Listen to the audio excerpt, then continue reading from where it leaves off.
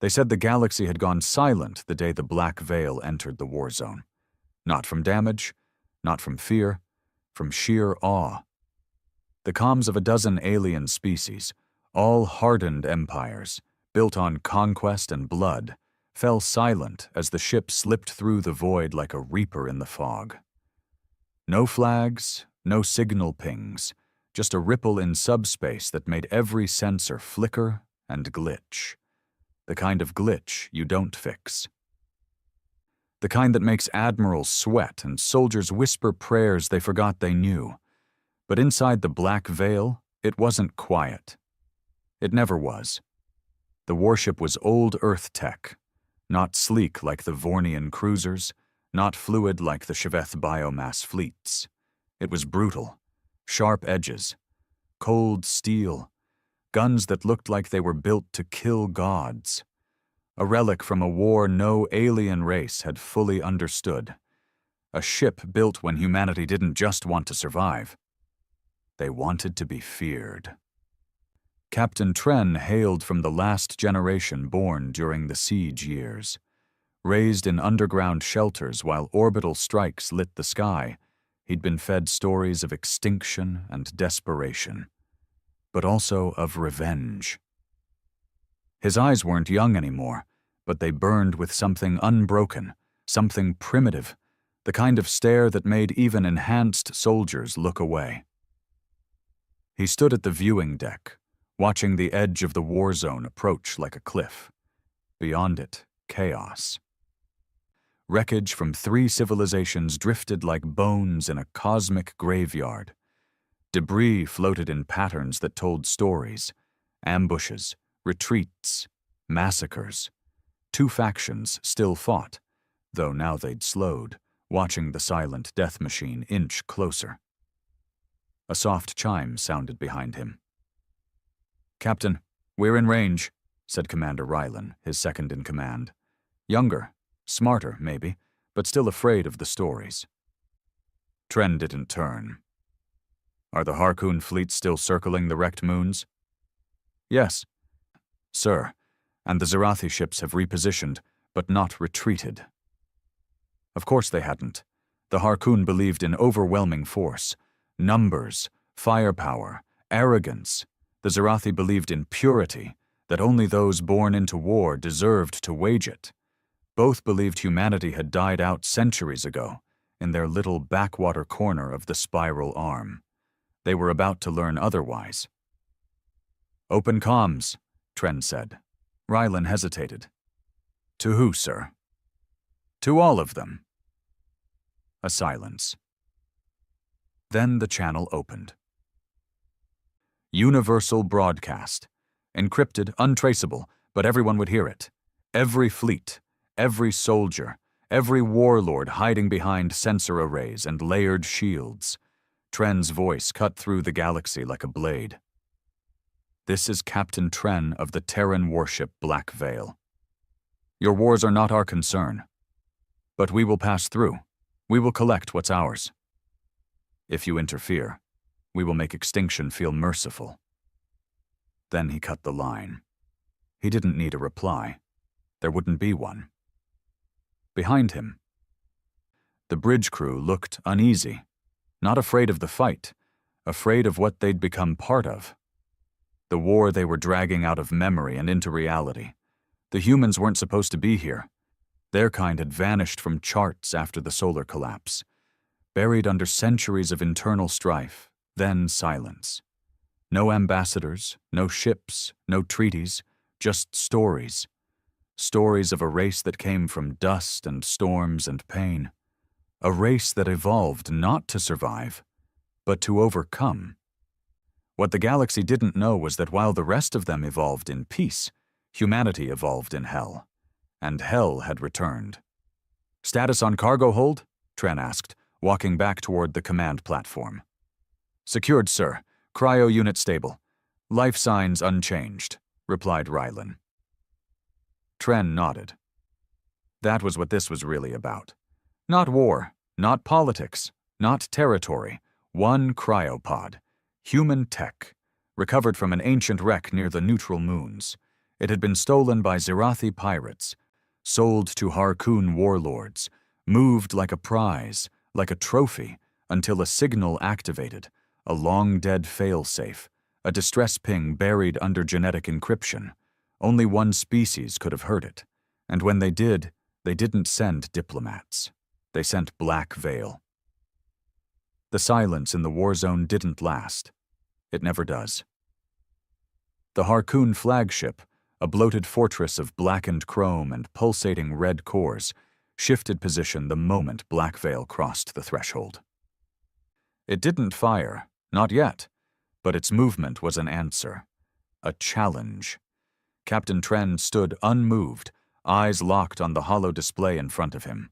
The holographic war map shimmered like mist, marking the heat signatures of enemy vessels.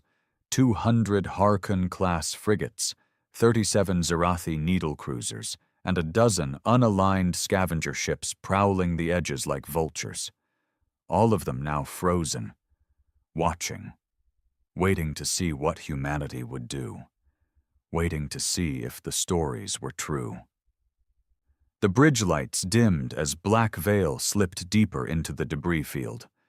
Burnt metal twisted around them, remnants of battles fought between species too proud to retreat. Tren had no interest in their politics, no care for the bodies left behind. What mattered was what had been taken, and who had taken it. "Any change in the cryo readings?" Tren asked, not taking his eyes off the map.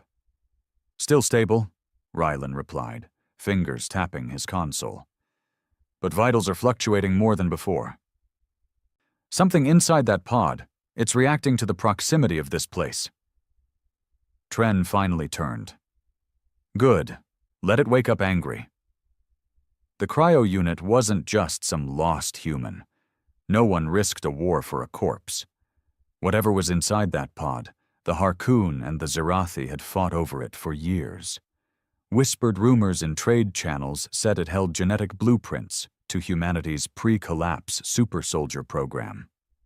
Others claimed it was the last true-born child of Earth, uncloned, unengineered, uncorrupted.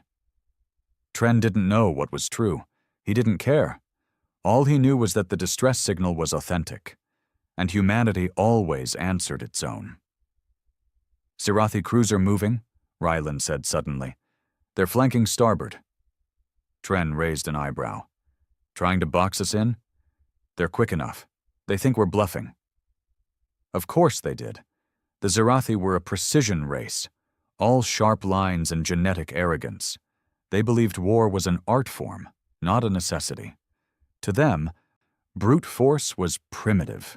They'd never understood humanity's chaos, the unpredictability, the willingness to bleed, the hunger to destroy not out of logic, but instinct. That misunderstanding had cost them before. It would again.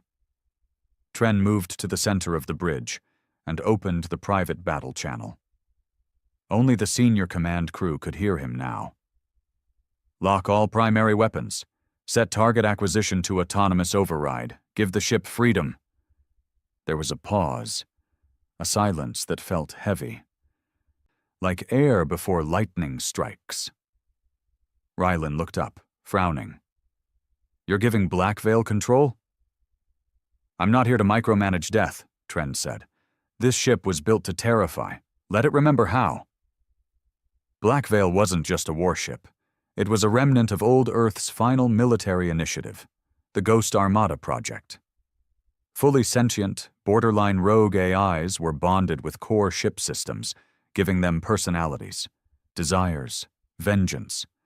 Most were shut down after the collapse.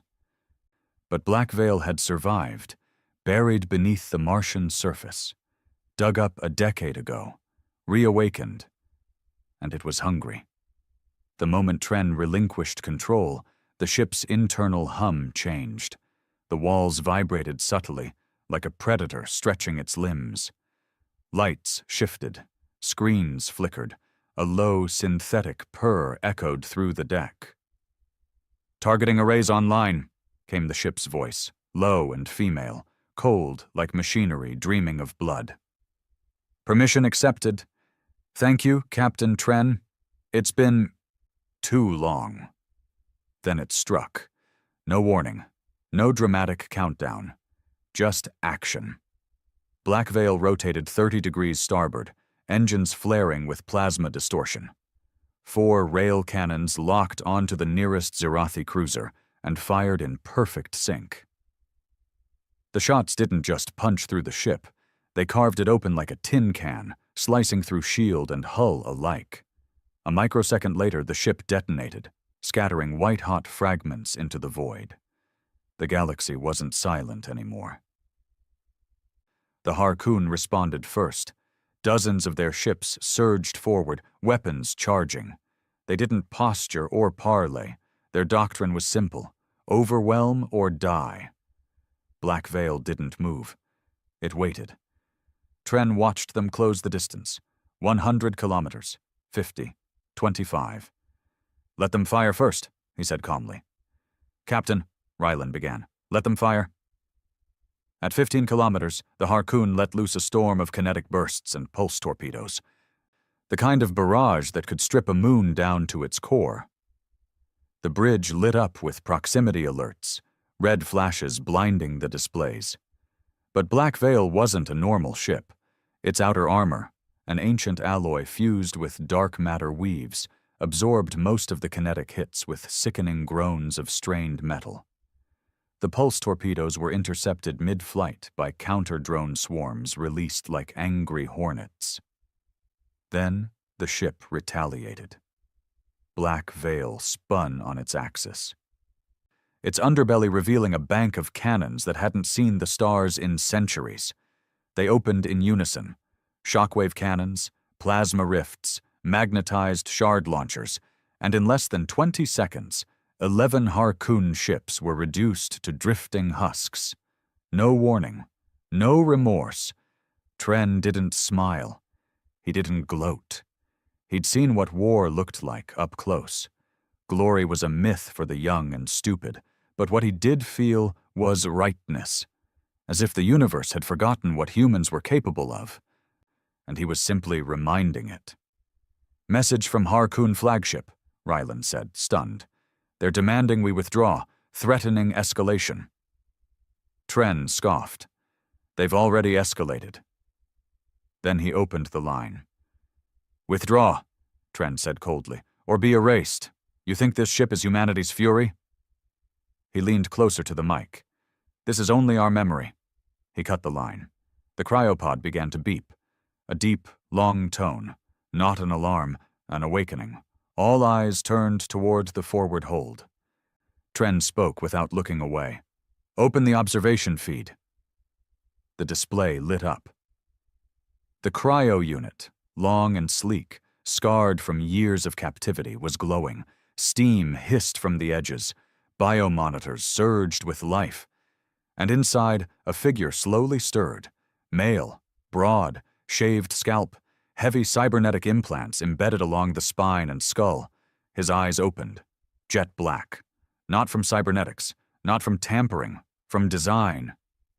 Dear God, someone whispered. Tren watched without flinching. He knew who this was. Or rather what? The prototype. The last of the Reclaimer program. Earth's final attempt to engineer a soldier that couldn't be broken. Not by pain, not by time, not even by death. The program had failed, or so they said, but clearly it hadn't. Vital signs stabilizing, Rylan whispered. He's alive. No, Tren corrected. He's awake. And something inside the prototype, some old instinct, maybe a memory, triggered as his gaze found the camera. Found Black Veil. Found Tren. He smiled. Not friendly, not cruel, just ready. The ship's AI chimed in again. Target lock on remaining Harkoon fleet achieved, awaiting execution order. Tren didn't blink. Fire! The rest of the Warzone dissolved into chaos. The Black Veil unleashed its full payload, wave after wave of weapons long outlawed by the Galactic Conquered. Artificial singularity charges, grav torpedoes that folded space, sonic-laced beam arrays that turned ship crews to pulp inside their own armor. The Harkoon died trying to run. The Zirathi didn't even move. They'd seen enough. One Zirathi cruiser powered down entirely, then another, then all of them. Submission. Fear. Tren nodded slowly. "Bring us to the nearest Zirathi command ship. Dock." Ryland stared. "You're boarding?" "I'm collecting what they stole." But the prototype... Tren looked toward the observation feed again. The man inside the pod was already moving, unstrapping himself, stretching, a shadow built to kill gods. Tren turned. "He's coming with me." The airlock hissed with the quiet finality of a blade sliding into a sheath. Captain Tren stood still as the corridor pressurized, his boots anchored to the cold steel floor of the Black Veil's deployment chamber. The hum of the ship's systems surrounded him like breath from a sleeping giant. On the far side of the chamber, the internal docking bridge extended, linking to the hull of the Zirathi command ship like a surgical needle piercing flesh. Outside, the Warzone floated eerily silent. The Harkoon fleet had been decimated. What remained drifted without purpose, hulls open to the void, their fire extinguished. The Zirathi hadn't fired a single shot since the prototype woke. Now they were opening their doors. Not because they wanted to, because they knew there was no alternative. Behind Tren, heavy footsteps echoed through the chamber. The prototype emerged. No name, no rank, just the weight of a dead program written into his bones. Tall, easily 6'6", shoulders like a freight engine, muscles corded with both bioflesh and synthetic reinforcement. His skin was pale, not from weakness but from stasis. Veins dark with nano-infused blood. Eyes still midnight black, bottomless as the void. He didn't wear armor. He didn't need it. His body was the weapon. Tren didn't speak as the man approached. He didn't have to. The prototype stopped beside him, silent as ever, and stared through the translucent shield at the Zirathi vessel. "How long was I gone?" the prototype asked, voice low, even. Tren answered without looking at him. 412 years. A pause. Then, "I was the last." Tren nodded. "And now?" "You're still the last." Another pause. Then the prototype rolled his neck, a faint crack echoing from the movement. "Then let's finish what we started." The Zirathi ship was nothing like Black Veil.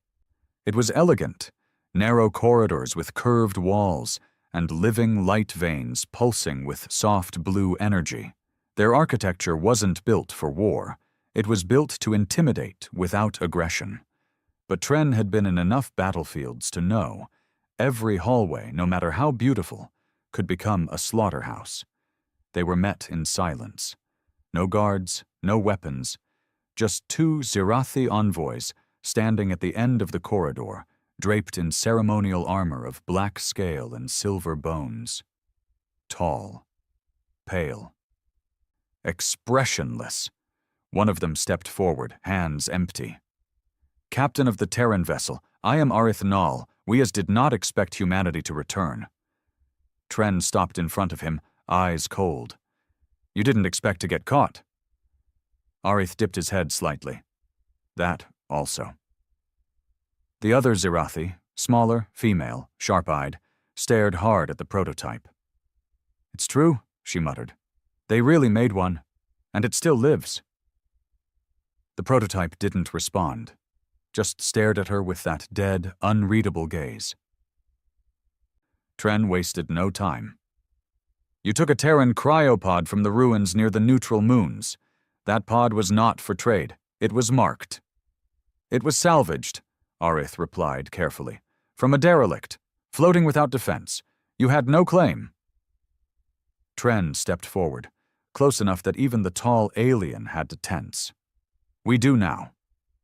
The Zirathi said nothing. "I'm not here to negotiate," Tren continued. "I'm here to take back what's ours. And if you think letting us dock without resistance is enough, you're wrong." He glanced toward the ceiling. How many civilians are on this vessel? 4,000. How many in the surrounding fleet? 17,643. Tren nodded slowly, then looked at the prototype. Mark the number. Marked, the man said. Then Tren turned back to Arith. That's how many you'll lose if I decide you're lying. The woman stepped forward now, emotion finally cracking her voice. We didn't know what it was. We bought it off a Harkon raiding captain. We thought it was some relic, a war trophy. We didn't understand. You never do, Tren cut her off. He stared at both of them. Where is the original data core? They hesitated. The prototype's hand twitched. Barely. But enough that the wall behind him, some form of biological metal, began to melt from the ambient radiation bleeding off his palm. Arith raised both hands. Vault 9. Beneath the central spire, shielded, but we'll give you access. Show us. Vault 9 was buried beneath 10 floors of defense structures, shield barriers, and layered encryption. Even the corridors changed, less ceremonial, more militarized the deeper they went. The air grew colder, the lights dimmer, like the ship didn't want to admit what was hidden here. The Zirathi walked in front, sweating despite their pride. Tren noticed. Why was the vault so heavily protected? Arith swallowed. Because we tried to access the cryo unit's neural uplink. Once, it triggered a signal. Emergency protocol? Rylan asked over the comm. Something worse, Tren muttered. When the vault doors finally opened, it was like entering a grave. The room was circular, lined with glowing consoles, half destroyed from power surges.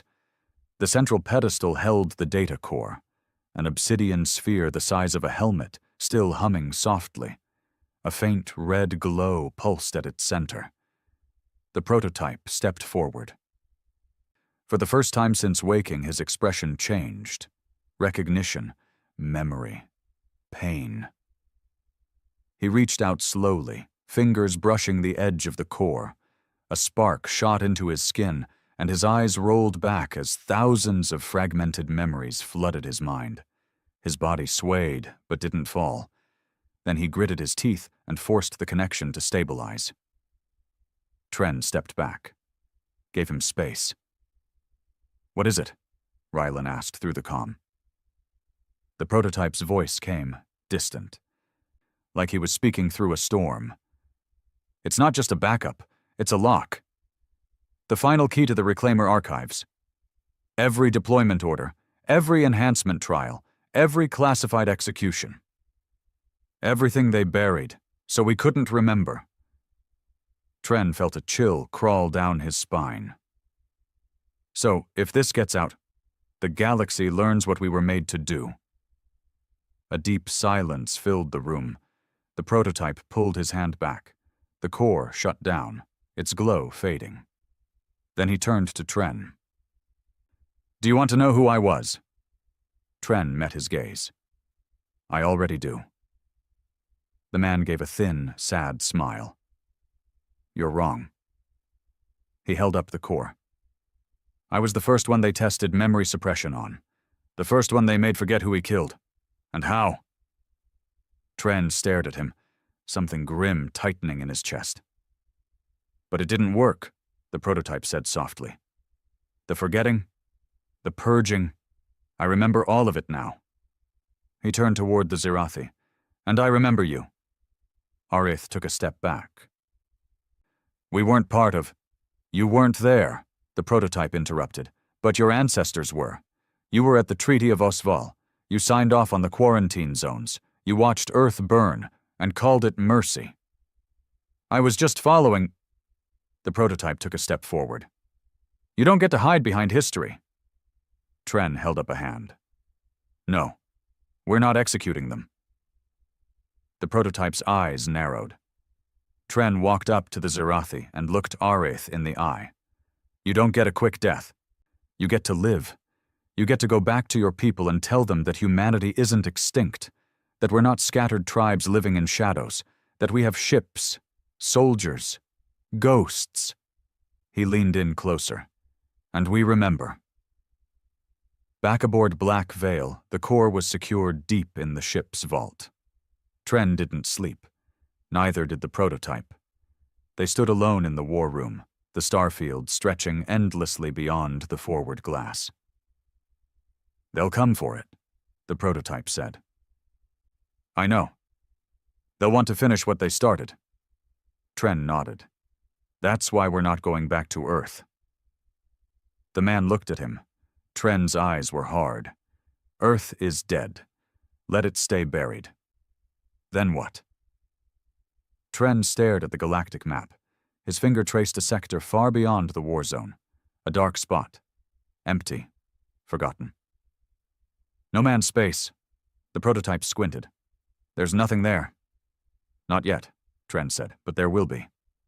He turned to face him fully. "We're going to build a new frontier. Out of range, out of sight, a fleet, a new command, and then—" He nodded towards the stars. "We take back everything." The prototype stared for a long moment, then gave a slow nod. "You'll need more like me." Tren's voice dropped. "There are more." The prototype smiled faintly. "Good. Let's wake them up." 2 weeks passed. In that time, the galaxy did what it always did in the face of horror. It lied to itself. The official story on the Harkoon annihilation read like a diplomatic footnote. Unidentified Terran relic ship mistakenly engaged in neutral territory.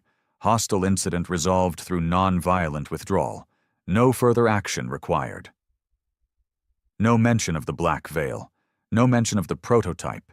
No mention of the fact that 54 warships had been turned to cosmic ash in under 12 minutes. The Conquered Council, if it even still functioned as anything other than a puppet forum, remained silent. The Zerathi?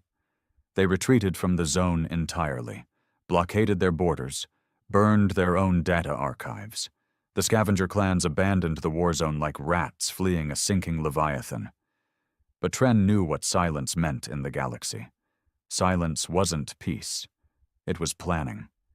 They weren't ignoring humanity's return. They were preparing for it. The Black Veil drifted in uncharted space now. Sector 9KA, a black zone past the Calveth Rim, an empty scar of space once used for illegal weapons testing during the early galactic wars. Radiation fields still lingered, thick and clinging, distorting long-range scans. No trade lanes passed through, no satellites, no colonies, which made it perfect. Here, humanity could build again, quietly, or, as Tren saw it, sharpen the knife. Ryland stood next to him at the forward deck, scanning the misty edge of the nebula field. "Signal boost is ready," he said, eyes tired but focused. "Encoded quantum burst. Once we send it, every long-range sleeper unit in the Reclaimer archives will hear it." "And if they're all dead?" Tren asked. "Then we die alone," Ryland said bluntly. Tren didn't answer. He stared into the stars like he was looking for ghosts. The prototype entered the room behind them, silent as always, but not still. He was changing. In the days since his awakening, the man's body had begun to adapt. Faster reaction time, higher neural sync. The implants along his spine were growing darker, more integrated, as if feeding on the data core they'd recovered. He didn't eat, barely slept. And when he spoke, it wasn't small talk, it was strategy. He was remembering more. Too much. "Any hits from the signal yet?" the prototype asked. "None," Ryland said. "They may be buried deeper," he said. "Some were designed to wake only under specific stress events. Global extinction markers, planetary scans, key phrase pings." Tren narrowed his eyes. "You remember all that now?" The prototype nodded slowly. "I remember more than I want." He stepped forward, dropping a small holopad onto the table. Tren activated it. Dozens of red spheres appeared. Locations, some blinking, some dark, some in neutral space, others deep behind enemy territory. "These are all reclaimer pods?" Rylan asked. Stunned. The prototype nodded. "Not all are people. Some are databanks, some are weapons, some are entire facilities hidden beneath the crusts of dead moons." Tren studied the map. "Why bury them so deep?" The prototype's voice darkened. "Because the program wasn't just about building perfect soldiers." A silence fell across the bridge. "What else?" Tren asked. The man didn't blink. "Containment." It took 6 more days to decode the core fully. The AI onboard Black Veil, still adapting, evolving, didn't complain. It merely fed the data into itself, learning more about its own past with each cycle. When the final layer was unlocked, the core revealed something, worse than any of them had expected. Rylan stood in stunned silence. Tren sat rigid. Even the prototype, cold as he was, showed a flicker of horror. The data projected a simulation, a recorded visual log. Earth, 472 years ago, not the collapse. What caused it? They watched as the old Earth Council activated Project Echo, a secret operation to contact what remained of the deep space probe systems humanity had launched in its early centuries. Long-range scouts meant to reach other galaxies, but something had answered. Not friendly, not intelligent, not life as the galaxy knew it. It was described only as the anomaly. No form, no mass, just entropy. A waveform of unrecognizable signals that unmade any system it entered. AI cores melted. Biology collapsed. Even thought broke down. The moment it touched Earth's solar edge, the Mars colonies went silent. It never reached Earth itself. Because humanity had used a reclaimer prototype to detonate a grav core and fold the anomaly into a permanent time dilation field near the edge of Jupiter's orbit. A trap, but a temporary one. The dilation bubble was deteriorating. In less than a decade, the anomaly would return, and the rest of the galaxy didn't even know it existed. "They think we're dangerous," Tren said, staring at the data. The prototype said nothing. "They think we burned ourselves out, that we were too brutal, too unstable. That's why they quarantined Earth. That's why they let us vanish." He turned to Rylan. "But what they didn't understand was that we weren't breaking apart. We were buying time." Rylan's voice was quiet. "And no one believed us." "Because they didn't want to," the prototype said, stepping forward. "The moment they learned what we found, what we fought, they left us to it." Tren's jaw clenched. "So we had to fight it alone, with everything, including ourselves." He looked at the screen again. "And now it's coming back." Back in conquered space, the silence finally cracked. Not with words, not with threats, but with a hunt. The first Terran scout ship, the Wraith 09, was destroyed near the cradle belt. No distress call, no survivors. 4 days later, the Zirathi began issuing silent warrants for any vessel that had crossed into the Calveth sector. They didn't announce it, but the bounty traffic didn't lie. And then the worst sign came. The Harkoon began to unite. That hadn't happened in 3 centuries. Each species had seen the Black Veil, and they were beginning to realize something. Humanity didn't come back to negotiate. Humanity came back to clean up the mess they were forced to bury. And if the rest of the galaxy got in the way, they'd burn too. Tren stood in the ship's war room, watching the prototype spar with the AI's newest training construct. A hard, light drone that could mimic over 300 alien combat styles. He wasn't sparring, he was slaughtering it. Every move was efficient, precise, emotionless. Bones snapped, metal crumpled. Every second, the construct reset. Every time, he tore it down faster. Rylan stepped beside Tren. "That man isn't just a soldier." Tren didn't respond. "He's a weapon they tried to forget. and now they're going to regret it. Tren exhaled slowly. He's not the only one. The first reclaimer signal came from a forgotten mining planet, Velis 3, once thought dead. The beacon was faint, fractured by time, buried beneath layers of rock and ruins. But it was human. "Put us on course," Tren ordered. "We'll be exposed," Rylan warned. "We'll have to cross conquered patrol lanes." Tren nodded. "Then let them see us." Rylan didn't argue. This wasn't about hiding anymore. This was about making sure they knew we were coming. At the edge of the system, a Harkoon listening post pinged a long-range scan anomaly.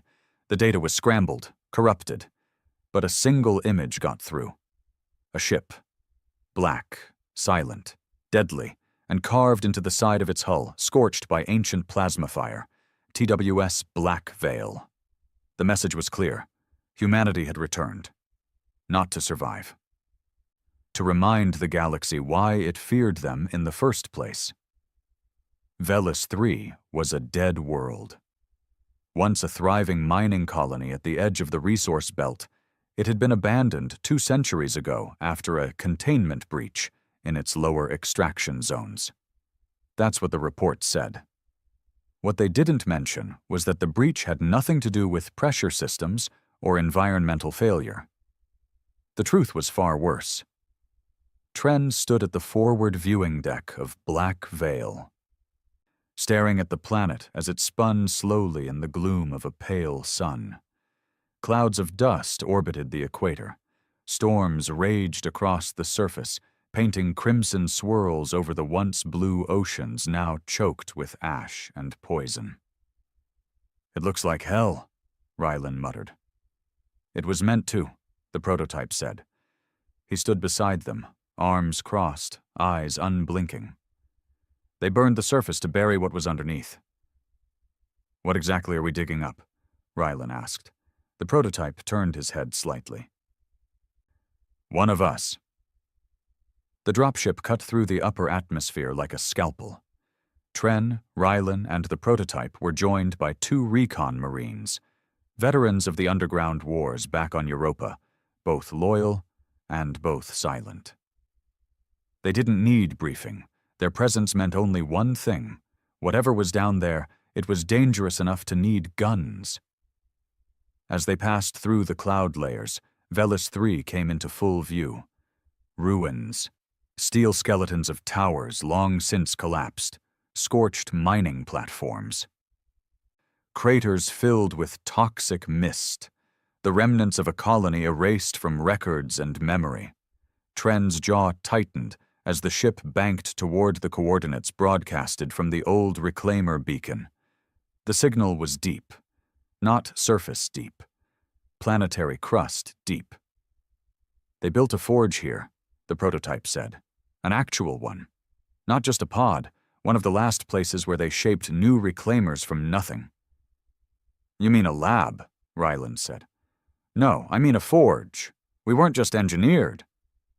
We were forged like weapons, folded again and again until we didn't break." The ship touched down near the edge of a sinkhole over a kilometer wide. Black glass ringed the crater, fused from the heat of whatever had burned this place out. Tren stepped off first, scanning the horizon. The air was thick with static. The wind carried a low-frequency hum, like a tuning fork vibrating through bone. The signal pulsed once more. "Down there," the prototype said. Tren looked at the sinkhole. "Gear up. We go in." The descent was brutal. The interior of the crater was jagged, littered with broken supports and half-melted lift shafts. Tren's boots slipped twice, and Rylan cursed every few steps. Only the prototype moved like he'd been here before. Steady, certain, descending into the darkness like a memory returning home. At 700 meters down, they found the breach, a sealed door, partially melted, covered in faded human military warnings. Authorized entry only, Reclaimer Project Zeta. Tren ran his hand across the rusted panel. No one's opened this in over 200 years. The prototype didn't respond. He placed his palm on the old biometric pad. To their surprise, it lit up. A spark, a flicker, a low click. Then, the hiss of decompression. The door opened, and the stench of death poured out. Inside, the forge was exactly what the name promised, a place of brutal creation. Rylan gagged as they stepped over what looked like surgical slabs fused with industrial machinery. Bones, human or close to it, were embedded in the walls. Empty cryo-chambers hung from the ceiling like rusted coffins. The air was dry, but heavy, like it remembered screams. Tren swept his rifle slowly across the room. What the hell happened here? They shut it down in a hurry, the prototype said, probably when they realized what was growing inside it. Growing? The man didn't answer. Instead, he moved toward the far wall, where a chamber stood half-buried behind fallen debris.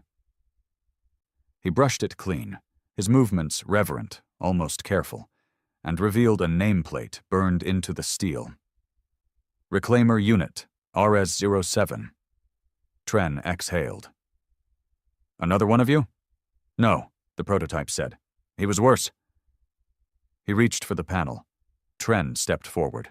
Wait, what do you mean worse? The prototype stared at the chamber. They made him during the final days. When the anomaly was too close, they didn't care about control anymore. Just results. Ares was the last of the war models. Ryland's hand hovered over his sidearm. Tren's voice lowered. Is he stable? The prototype looked at him. Define stable. Then he activated the chamber.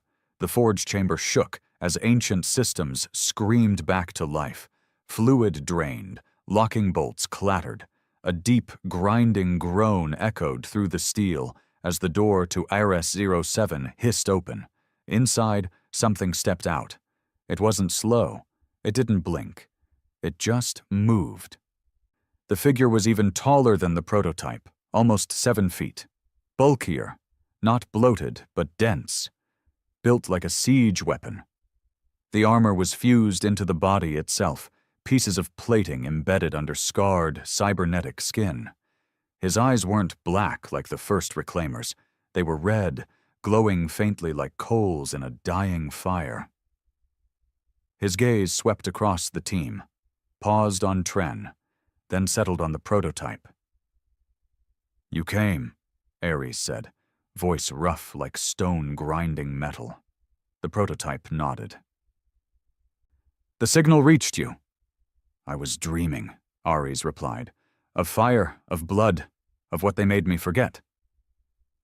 Tren stepped forward. I'm Captain Tren. We're from the Black Veil. We're rebuilding what was lost. Ares tilted his head. Why? Because the anomaly is returning. Ares went still. The red glow in his eyes flickered.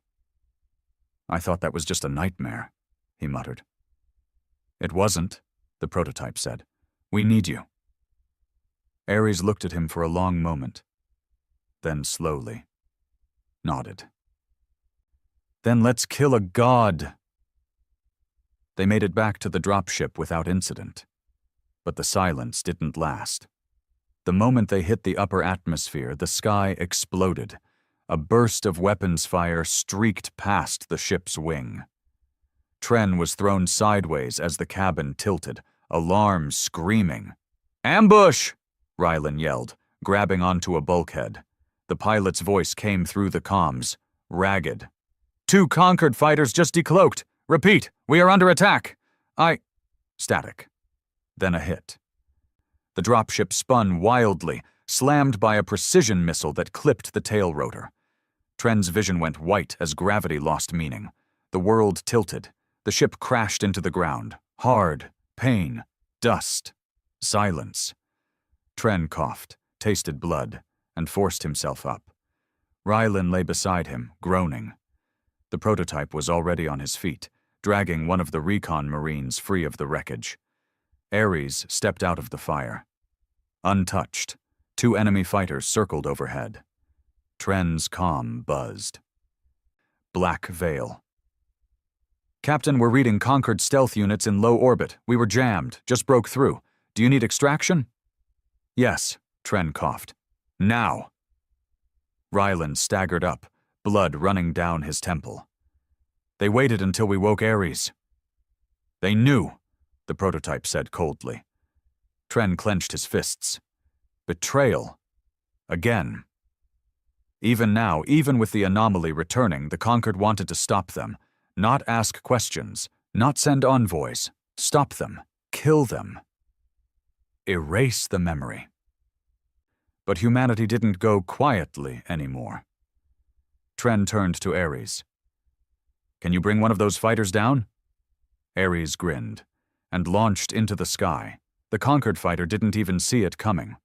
One moment, it was banking for another pass. The next, a blur of mass and fury slammed into its cockpit with the force of a meteor. The ship exploded mid-air, debris raining down like metal confetti. The second fighter peeled off, running, but it was too late.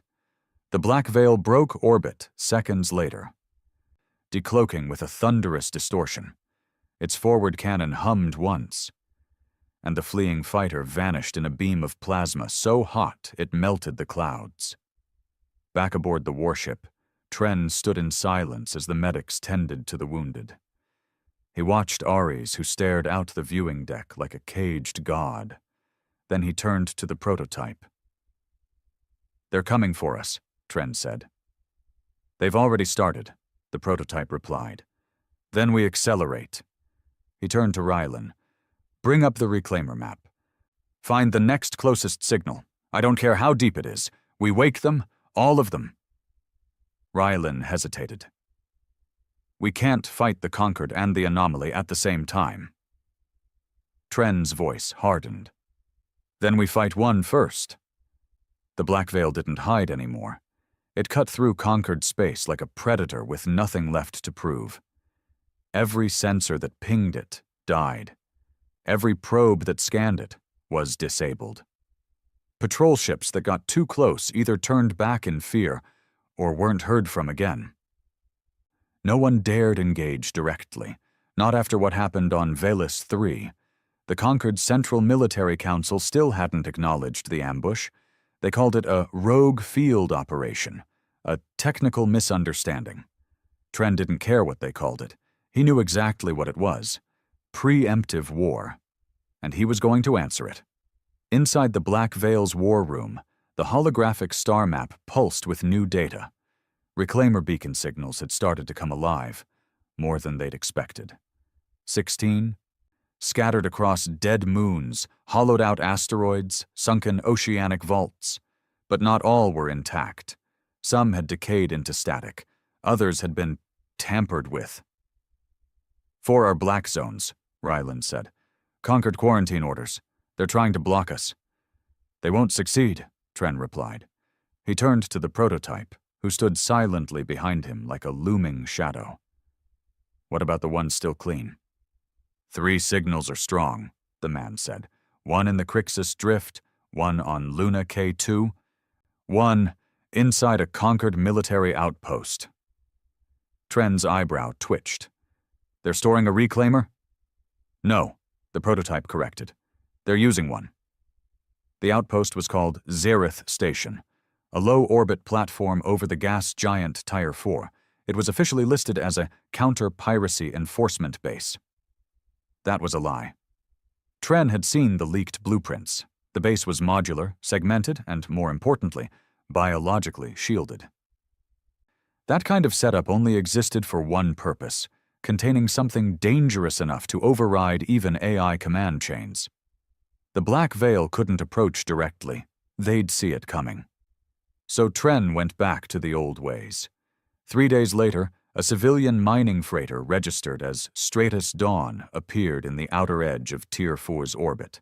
Slow, sloppy, bleeding radiation like a cracked egg. Xerith Station hailed them immediately. Unidentified vessel. You are entering a restricted defense perimeter. State your purpose and identification. There was a moment of silence. Then the reply crackled through, choppy and distorted. "We're, Freighter Stratus Dawn. We took damage in the belt. Requesting emergency docking. Systems failing." There was a pause, then, "Negative. This is not a public port. Reroute to Station R12 for repairs." The freighter stuttered. "Fuel too low. Life support critical. Please, we have 17 on board, including miners. We'll stay in the cargo bay if needed." Zareth's AI hesitated. Too long. That meant it wasn't sure. That meant it was still using protocol logic. That meant they hadn't upgraded it to fear tricks like this. The AI responded. "Docking corridor A9 will be extended. Any sign of aggression will result in immediate force." The Stratus Dawn docked 15 minutes later. It wasn't a mining freighter. It was a skinned stealth dropship, reinforced with refractive armor and crammed with 2 reclaimers, the Prototype and Ares, alongside Tren, Rylan, and 2 more recon specialists. The moment the outer airlock sealed, the masks came off. Tren didn't bother sneaking. He walked down the corridor with his rifle drawn, and the reclaimers behind him like gods dressed in blood and fire. They didn't breach quietly. They tore the station apart. Zareth's internal security systems came online in under 90 seconds. But it didn't matter. The station had been built to contain 1 reclaimer, not 2. Ares slammed through a blast door with his bare fists, ripping it off the hinges and crushing the Conquered guard behind it with a casual elbow. The Prototype moved silently, methodically, disabling turrets and AI nodes like he'd built the place himself. Tren shot 2 officers who tried to broadcast a distress signal. They weren't here to negotiate. They were here to rescue a ghost. The containment chamber was deep beneath the command core, protected by 3 reinforced vaults and an electromagnetic seal. When they finally reached it, Tren hesitated. The figure inside was different, smaller, lean, feminine. "She's not like you," Rylan whispered. "She's not supposed to be," the Prototype said. "She's not a war model." Ares tilted his head. "She's worse." Tren narrowed his eyes. "What do you mean?" "She wasn't made to kill. She was made to interrogate." Her designation was Athena 19, not a reclaimer in the traditional sense, not brute force, not combat specialization. Athena was built for intelligence warfare, cognitive hacking, psychological destabilization, information extraction. She could break the mind of a general faster than a plasma round could punch through his chest. And Conquered had been using her. Her chamber stank of sedatives and suppression fields. Her body was pale, almost translucent, covered in monitor nodes and control implants. But her eyes were wide open, and she was smiling. "You're late," she said softly. Tren stepped back. "You've been awake this whole time?" Athena nodded. "They think sedatives work. They think mind suppression is permanent. But they don't understand what we are." Ares opened the chamber door. Athena stepped out. Her bones cracked. Her skin flushed slightly as her circulatory system rebooted. "I've been waiting," she whispered. "They told me we were extinct, but I knew. I felt the signal. You woke it." She walked past Tren and gently placed her hand on the Prototype's chest. "You remembered who we were," she said. "Now I'll remind them what that means." The escape wasn't clean. Zareth Station's full AI defense came online the moment Athena's containment cell unlocked. The ship began rotating, artificial gravity fluctuating, while sentry drones flooded the upper decks. But they didn't last long. Athena didn't fight with weapons. She spoke, and as she whispered through open comms, Conquered security teams began turning their rifles on each other, crying, screaming, laughing. By the time the group reached the dock, half the station had shut down. The AI tried to purge her signal, tried to isolate her. It failed. Athena walked off the ship, humming a tune older than the war, while Concord's proud station descended into madness behind her. Back aboard the Black Veil, Tren stood at the war table, silent. 3 reclaimers now, 2 more signals active. Ares, the prototype. Athena. Each one unique, each one lethal, and now, finally, feared again. Rylan pulled up the latest intercepts. The Concord is mobilizing. Fleet movements? Tren asked. Worse, alliances. He displayed the projection. The Zirathi, the Harkoon, the Valari, even the fringe scavenger empires. All of them, for the first time in centuries, were talking, planning, sharing data. And they weren't planning to fight the anomaly. They were preparing to destroy humanity before the rest of the reclaimers could wake up. They think this is a second rise, Ryland said. Tren's voice was low. They're wrong. This isn't a rise. This is a reckoning.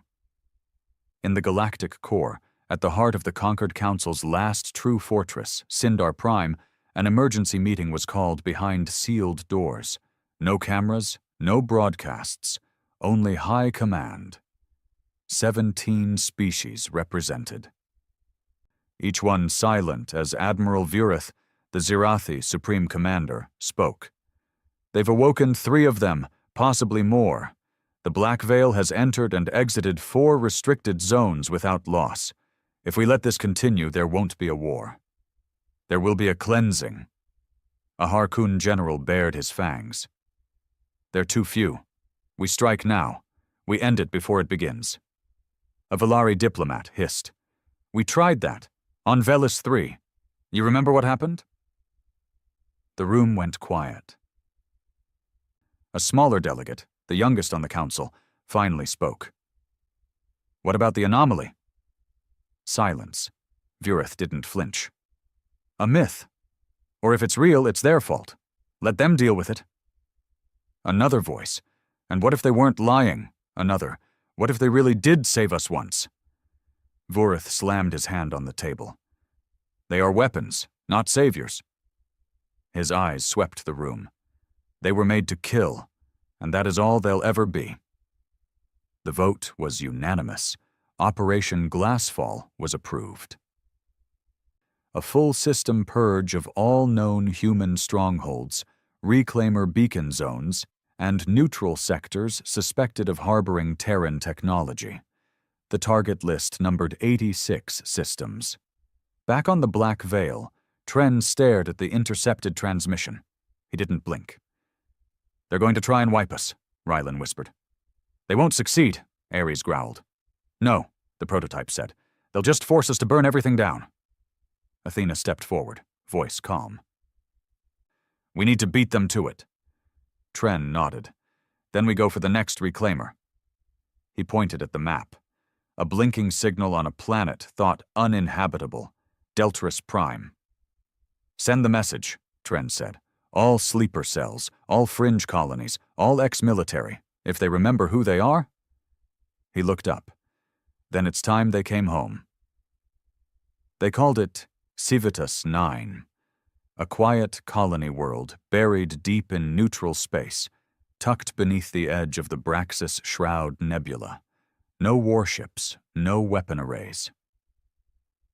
No beacons, just clean air, red soil, and 3 small settlements where the last fragments of human bloodlines lived in peace. Farmers, teachers, mechanics. They didn't even know about the reclaimers. They didn't remember the war, didn't talk about the anomaly or the betrayals that followed. All they remembered was survival.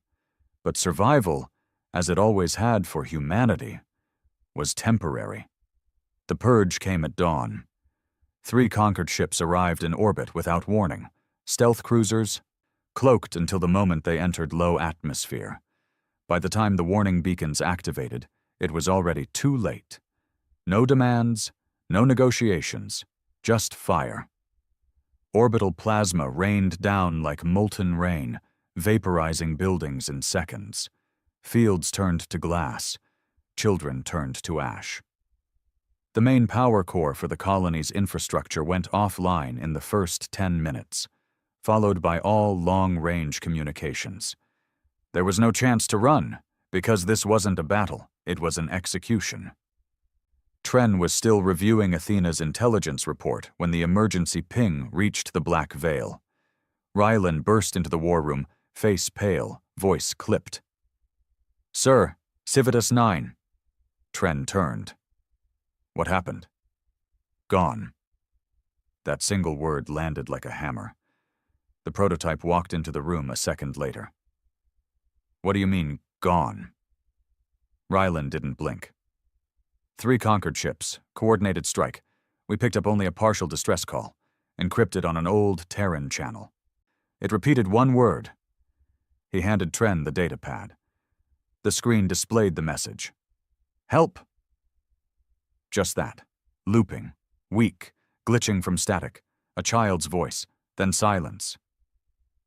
Tren stood frozen. 2 hours later, the Black Veil broke into real space over Civitas 9. Or what was left of it. Tren stood at the forward viewing deck and didn't speak as the wreckage spun slowly beneath them. Ash. Ruin. Fire still smoldering in the soil. The settlements were gone. The life signs were gone. The future was gone. Athena joined him quietly, her voice barely a whisper. "I saw the strike logs. Civitas wasn't even on the official Conquered Purge list." "They went off book," Rylan muttered from the comms desk. "Trying to destroy our legacy before it reaches us." The prototype clenched his fists. This wasn't war. This was fear. This was them saying, "What? We will erase every trace of you, even the ones who never fought."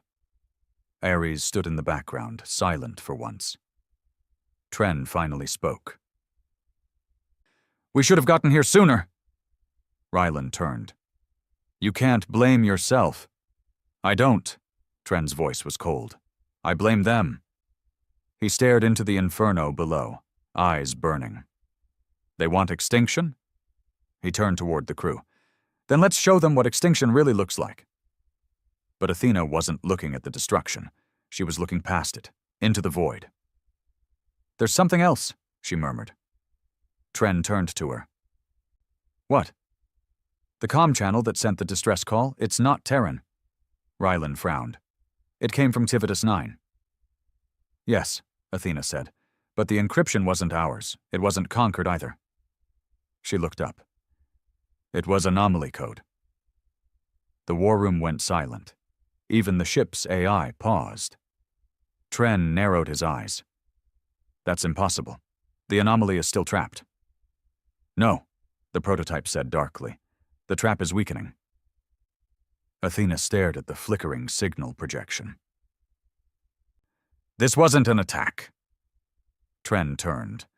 "You saw the colony." "I saw what they wanted us to think," she snapped. "But the plasma fire came after. Not first. They didn't kill those people to stop us." Her voice dropped. "They killed them because something else got there first." Later that night, Tren stood alone in the observation bay, watching the last of Civitas 9's debris drift into space. A small satellite, still broadcasting weak pulses, floated past the ship. He activated the signal.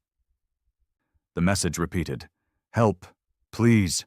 The stars are wrong. The stars are..." Static. Then something else. A whisper. A voice with no language, no accent, no mouth, just presence, and it felt Tren seeing it, touching it, measuring him like prey. He stepped back, cold crawling up his spine. The prototype appeared beside him. "You felt it too?" Tren nodded slowly. "It's learning." "Not just that," the prototype said. "It's reaching." Across conquered space, the purge continued. 2 more Terran colonies were hit, one in the dead spiral, another in the red cloud, both gone within hours. No warning, no survivors, no witnesses. And yet something was wrong.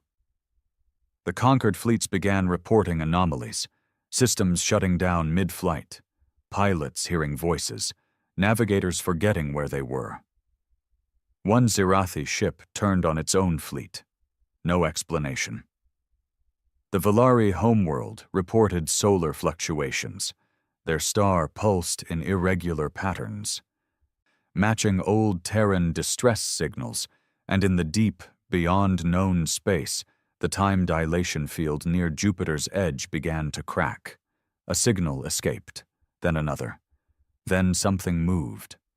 Back aboard the Black Veil, the reclaimers stood in silence. They weren't soldiers anymore. They were the last line. The prototype looked at Tren. "We can't ignore it anymore. The Conquered isn't our only threat." "I know." "We have two choices," Ares said. "Finish waking the others, or go to the anomaly." Tren stared at the star map. So many signals. So many ghosts. Then he turned. "We do both." Operation Twin Flame was born. The Black Veil would split, its core ship continuing to awaken reclaimers, while a deep fracture vessel, AI-piloted and reclaimer-crewed, would descend into the zone around Jupiter. To face the anomaly. To learn what had changed. And what was coming. The prototype would lead the second mission. Tren would continue gathering the forgotten. They stood in the hangar bay, surrounded by the hum of engines and final loading sequences. The crew watched quietly. "We might not come back," the prototype said. "Then make sure they remember what you fought for," Tren replied. They clasped hands once. No words, no promises, just the weight of knowing this could be the last time. The prototype left that night, and the Black Veil vanished into silent space once more. Hunting, gathering, preparing. Because now, two wars had begun. One against the galaxy that betrayed them, and one against the darkness that made even the stars forget their light. Civitas 9. That's all the censors needed to speak the truth. It was a ghost world born of whispers and old legends. Civitas 9 was tucked away behind nebula clouds and half-forgotten star charts. No military base, no fleets. Just simple lives, farmers, engineers, architects, descendants of humans who'd abandoned the reclaimer programs, fearful of war. Hungry for quiet. What those families didn't know was that silence can be as deadly as a war horn. The day broke on Civitas 9 with lavender skies and distant thunder. Tren was reviewing Athena's intel when the alarm rang. "Sir, incoming detection. Atmospheric entry on surface," Rylan called, voice a strained whisper. Tren's eyes shot up. "Visual?" "Just shadows. Heat signatures. Not anything I recognize." Seconds later, the forward viewing screen flickered, and Civitas shifted. Tracers of orange and red lanced across its surface, the kind of fire that doesn't heal, that erases. Plasma barrages raked the settlements. Electrical storms erupted in circuits and generators. Civilians screamed as infrastructure melted into glass. The colony erupted in chaos. Civitas 9 wasn't a battlefield. It was a funeral pyre.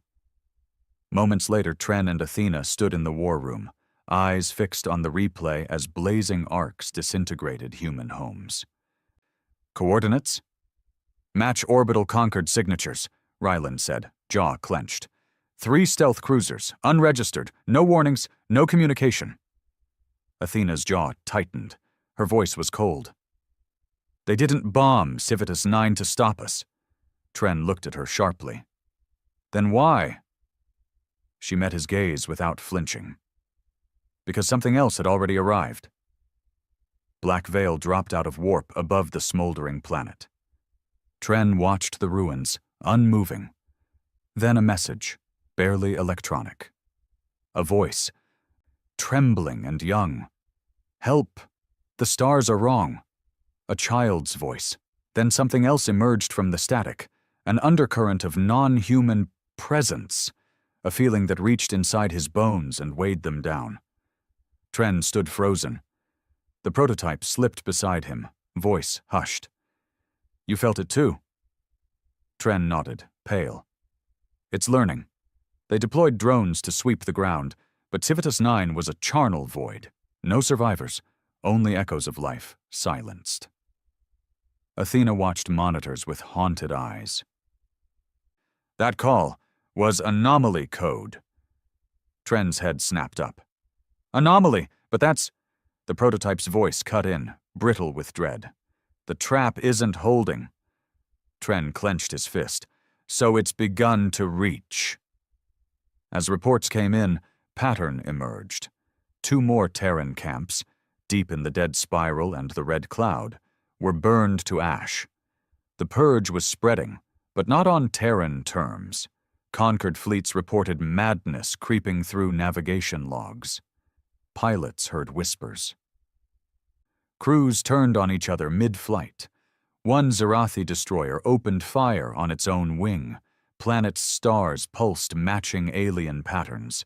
Something had broken loose, and it was changing the battlefield. In the war room, Tren stared at the star map. 3 reclaimers stood beside him like silent statues of destiny. Ares, Athena, the prototype. Units of war, psychology, memory. Athena broke the hush. We have 2 paths. Tren looked up. Finish the awakenings, or hunt the anomaly. Ares growled, deep and hungry. We can do both. The prototype nodded. We must. Tren's jaw hardened. Then we split. Operation Twin Flame was born. Black Veil would continue gathering reclaimers. Meanwhile, an AI-run deep fracture vessel, Reclaimer crewed, would head into the Jupiter boundary to confront the waking anomaly. Prototype would go. Tren stayed. 2 wars, 2 fronts.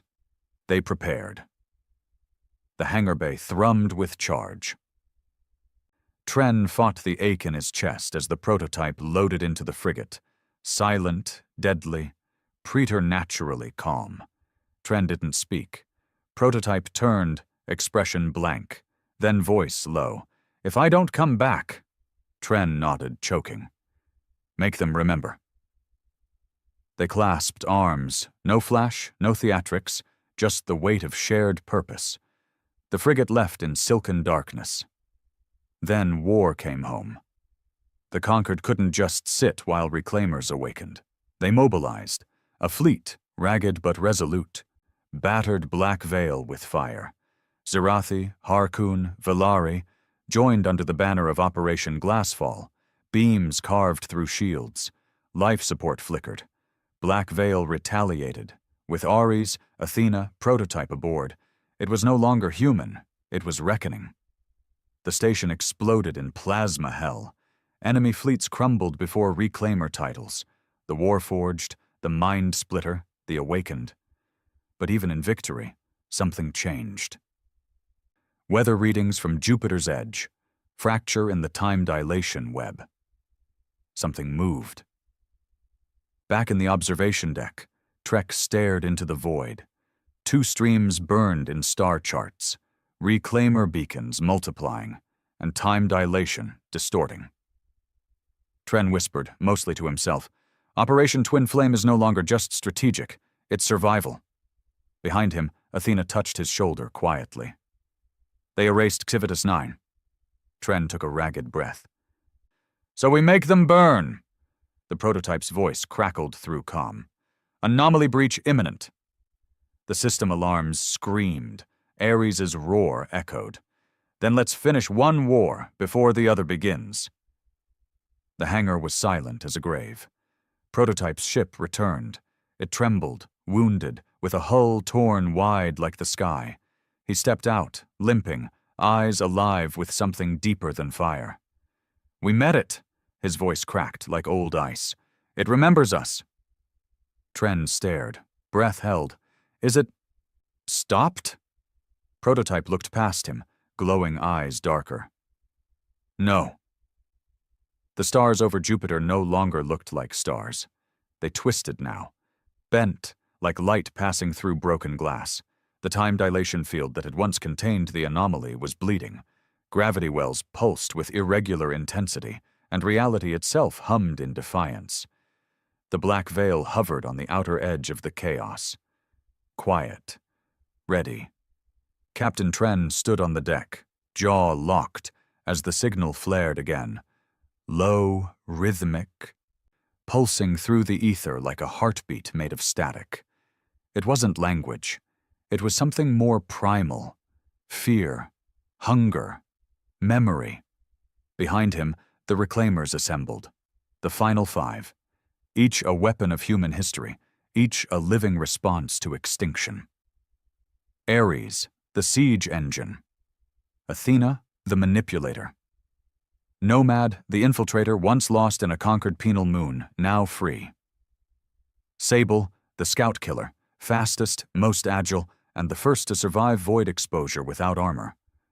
And the prototype, now changed, not enhanced, evolved. The data from his trip inside the anomalies zone was worse than anyone expected. It hadn't just been waiting, it had been learning. And now, it was mimicking life. Athena spoke first, voice eerily calm. It's trying to understand us, not to speak with us, to become us. Ryland stepped forward, scanning her readout. We saw signal duplication, human DNA code fragments. It's replicating. Not just code, said the prototype. Emotion. Decision-making, patterns. Tren looked at him. Why? The prototype's face was grim. Because it doesn't want to conquer. He paused. It wants to replace. The team had one shot. The anomaly was partially exposed, weakened by its own mimicry efforts. It had spread itself thin across thousands of light years, seeking to understand, to infiltrate. Which meant it had a core. The prototype found it. Buried deep in Jupiter's broken space-time orbit, a gravity fold. A collapsing point where time bent inwards, a blind spot in physics. They would have to send someone in, not a drone, not AI, a mind, someone who could face the thing and speak. I'll do it, the prototype said. No, Tren said instantly, but the Reclaimer didn't back down.